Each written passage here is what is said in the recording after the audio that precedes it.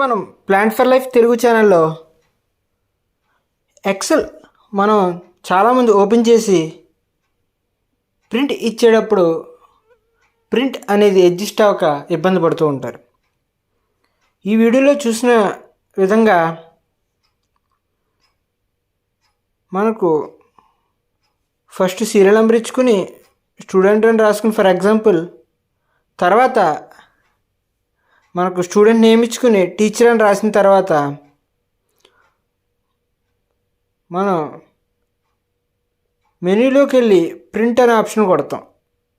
Suppose అది print కావాలనుకుంటే, print కావాలనుకున్నప్పుడు ముందుగా ప్రింట్ రివ్యూ మనం సెలెక్ట్ చేసినప్పుడు మనకు ఈ విధంగా వస్తుంది. చాలామందికి పేజ్ అడ్జస్ట్మెంట్ అనేది రాదు, కాబట్టి మనం ఒక పేజ్లోనే మనం ఇవ్వబోయే ప్రింట్ రావాలి అని అనుకుంటే కనుక ఎన్ని పేర్లు అయితే రావాలో అన్ని పేర్లు సెలెక్ట్ చేసుకుని మనం వాటికి ఆల్ బోర్డర్స్ని తీసుకుని